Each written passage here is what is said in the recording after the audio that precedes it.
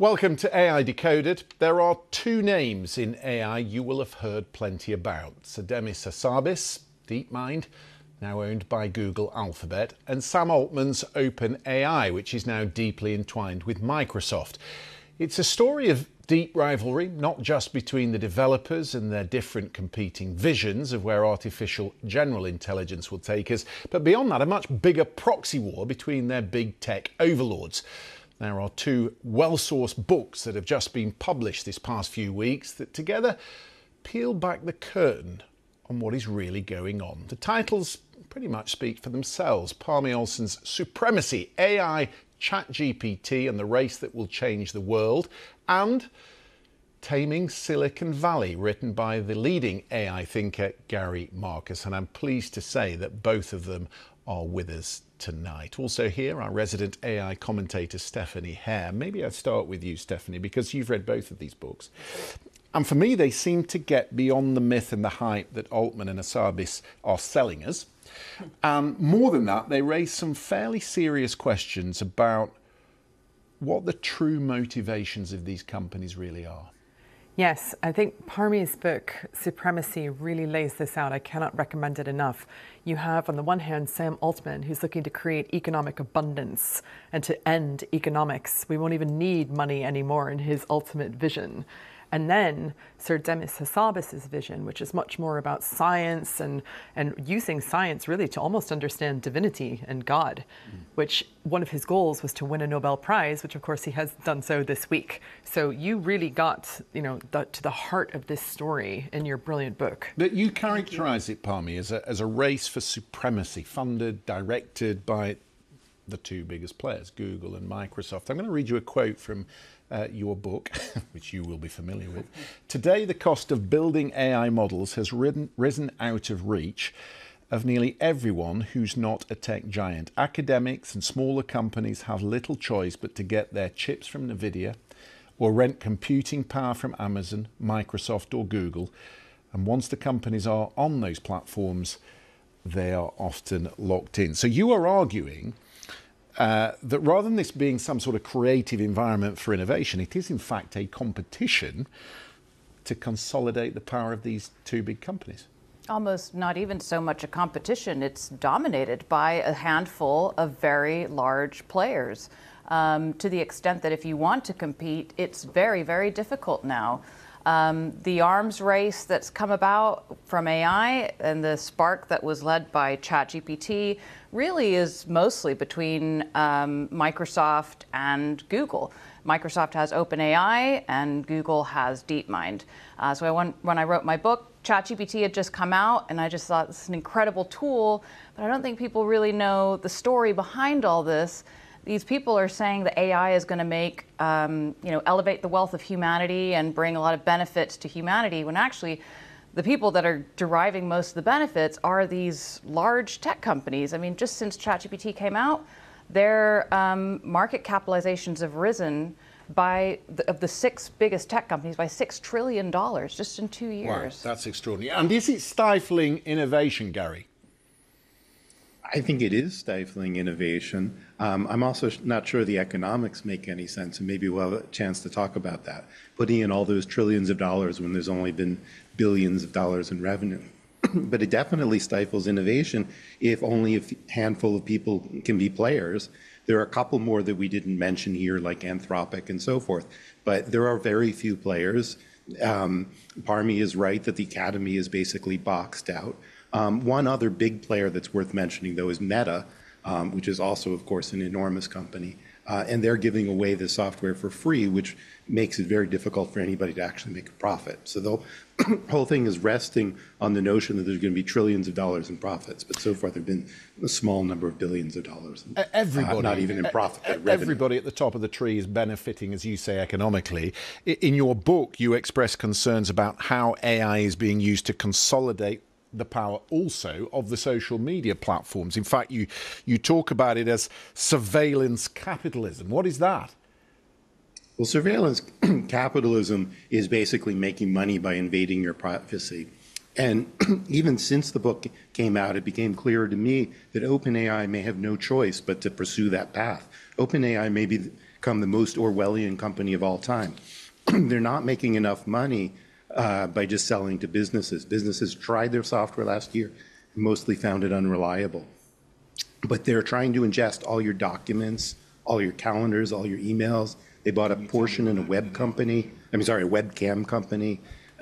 They put a former member of the NSA on their board. I think that they're actually going to shift to surveillance as the only way to possibly make enough money to justify their very, very high valuation. And that's really interesting, because another thing Sam Altman had said was that they have to be able to violate copyright in order to train their AI. So we've got two sort of known problems, but the one that I'd love to put to both Gary and Parmy on this program is that we keep hearing this argument from the United States in particular, and Silicon Valley companies in particular, that regulation will hinder innovation. But the argument that both of you make in different ways in your book is actually that doesn't seem to be the biggest threat. The biggest threat is this stranglehold of what seems to be almost like a cartel, these monopolies, these big giants that nobody else can get a look in. So what's going on with that? Is regulation something that we would need to see to prevent these privacy violations, the copyright violations, et cetera? Parmy? Yeah, another thing that these companies say, as well as if you regulate us, there will be no innovation. If you regulate us, China's going to get ahead of America. And that's a narrative that's been spun by social media companies already 5-10 years ago. If you regulate Facebook, Chinese social media companies are going to take over. So that's one that's been used as well. But absolutely, there's not enough regulation at all. Congress in the US has not passed a single federal law to regulate tech companies generally, never mind AI.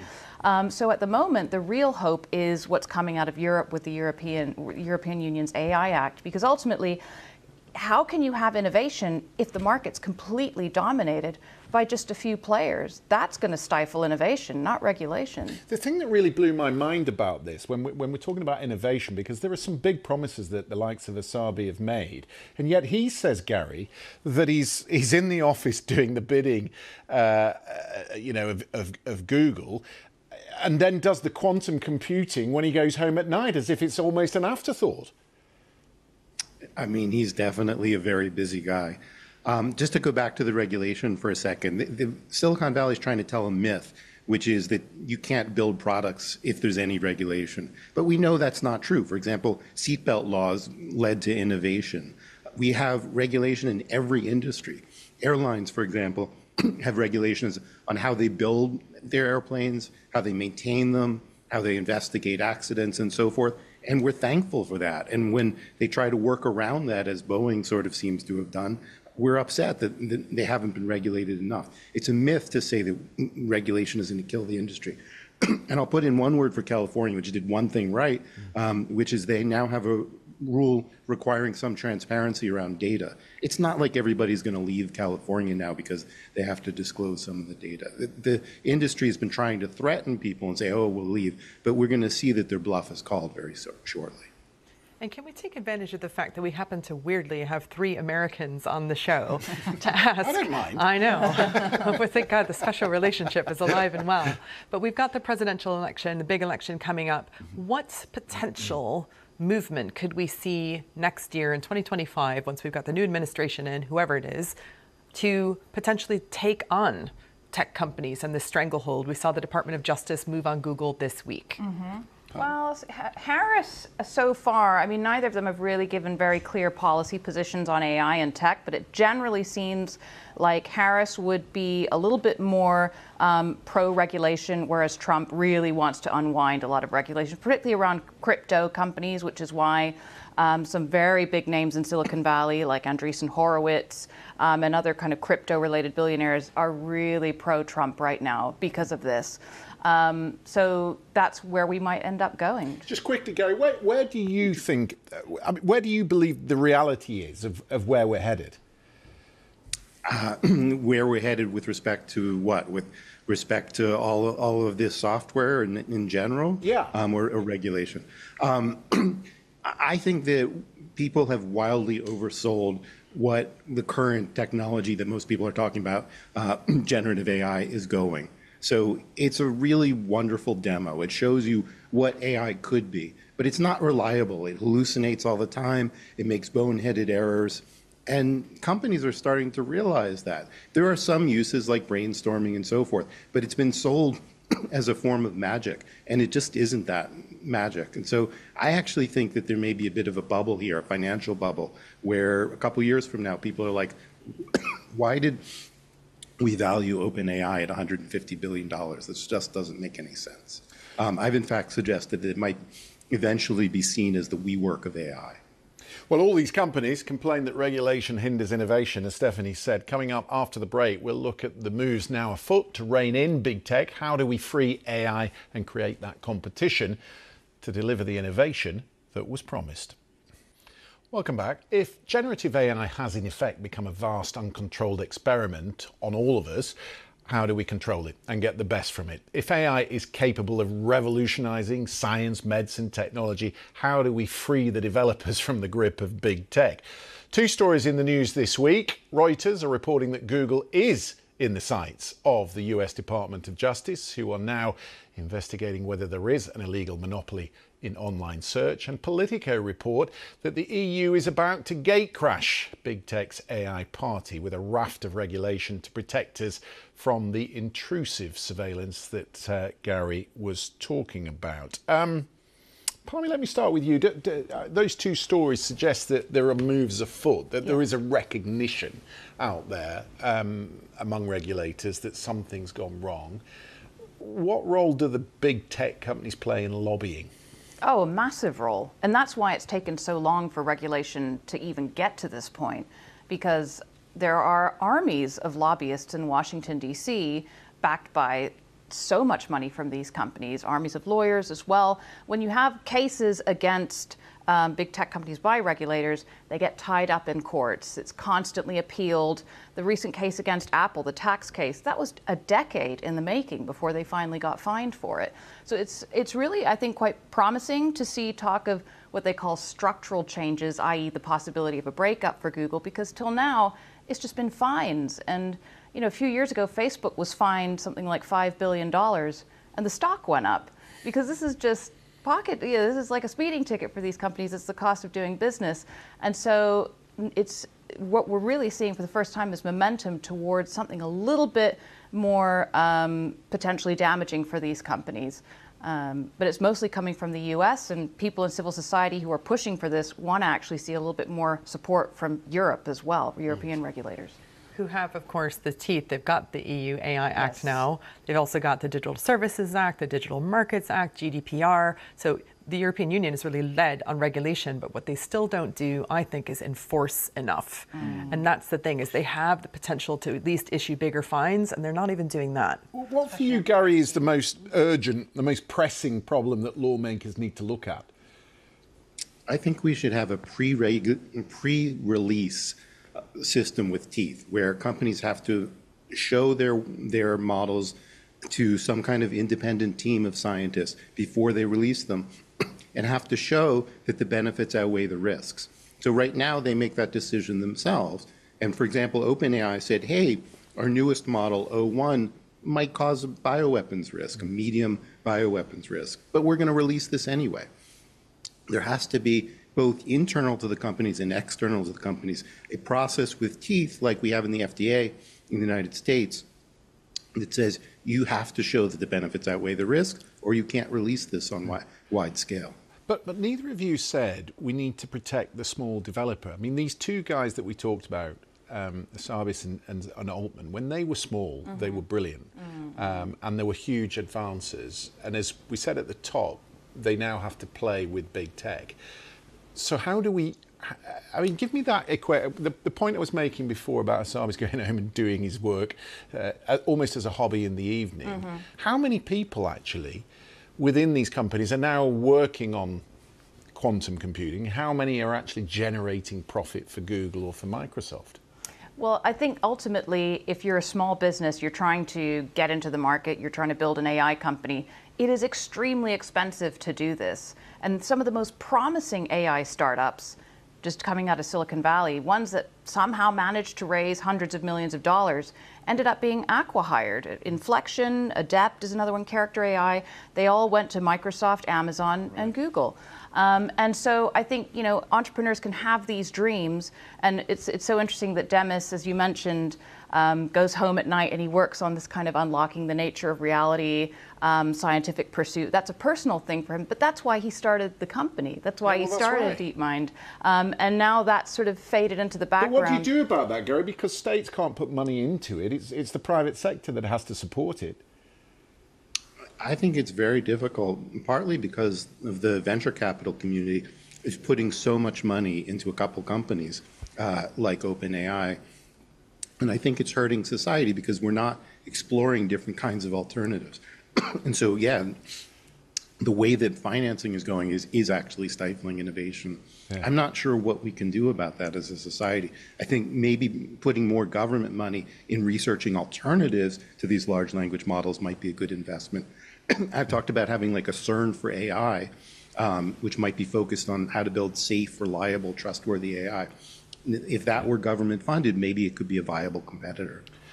Before we go tonight, we've got to lighten the mood a little, albeit within the theme that we are discussing. Do you remember some time back we invited the stand-up comedian Ashley Freeze onto the programme?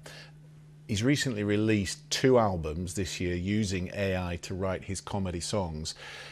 He would have been with us tonight, but he's on stage performing. But he has very kindly written as a tribute to Geoffrey Hinton and Sir Demis Hassabis to celebrate their Nobel Prizes.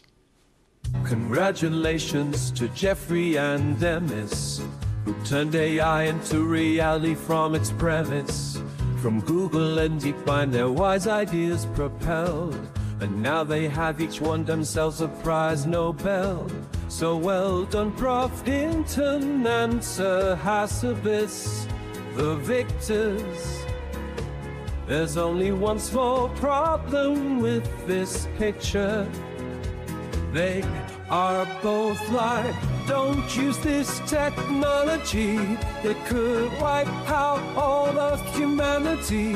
It's an ecological disaster. Turn this electricity into ChatGPT. Forget your weird-generated imagery.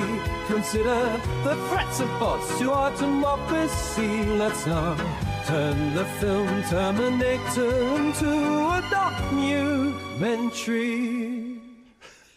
I'm not sure I like where that ends, but you see what can happen if you're free to be creative. Yes. Yeah, absolutely brilliant. Thank you very much indeed for that. Just before we conclude,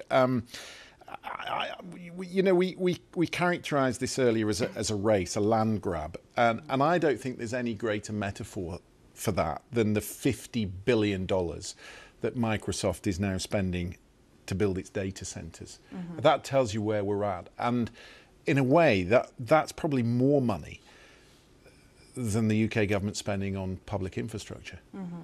Yeah, and guess who has the resources to build out these data centers? It is the likes of Microsoft. I've heard an even higher number. I've heard it's $100 billion a year that they're spending on data centers, which is really mind-blowing. But startups can't afford that. They can't afford the compute power, the data power, the data that they need. So ultimately, this right now is a business that is dominated by the largest technology companies. It's quite literally a land grab, Gary. Well, I'll point out there's a second land grab too, which is for all the copyrighted data. And they're hoping to get all of that and then maybe grandfather or something like that and say, well, we already have it now, so we're just going to use it. Of course, they could license all of this stuff, but they're trying to gather as much intellectual property as possible without paying for it. So that's a second land grab. And those who want to look to the future could also do well to look at the past. We have seen land grabs like this before, and companies that get very, very big, there is always a reckoning. So it might be from the Department of Justice, it could be from regulatory action, it could be from something else that we haven't seen yet. But it's like in nature, there will be a correction to the imbalance. Go ahead, Gary, sorry. It could also be from the public. I think we should start to consider boycotting these companies until they treat artists and writers and so forth properly, because if we don't do that, they're going to come for us next. Yeah, it's a debate that, that's why we have this programme, because these are debates that are not happening in the public sphere, because not enough people know about it, they don't understand it. And let's face it, until you two did these books, not enough people are peeling back the curtain. Yeah, the difficulty is, as Gary says, I totally agree with that. It's actually so difficult to vote with your feet when it comes to using these companies. You can't avoid using Amazon. So many other websites are hosted on Amazon's cloud service, AWS. You can't avoid that. Can't avoid using Google for your Gmail or Maps, all those sorts of things. So it's actually quite difficult to not use these services.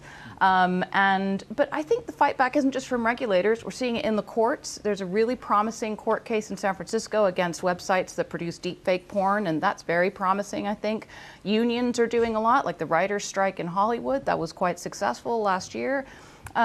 And just civil society and public discourse, what people are saying on social media about whether they want Facebook is increasingly overrun with AI-generated images, and people don't like it. They should speak up about it. Well, that's it. Sorry, Gary, I'm going to have to pull you. We're almost out of time because that is it for AI Decoded this week. Just a reminder that all the previous editions of the programme are on the YouTube, on the BBC AI Decoded playlist. Give it a like, would you? Our thanks to Gary. Thank you very much, Gary, to you. Thanks to Parmy as well. And, of course, as ever, to Stephanie. We will see you same time next week.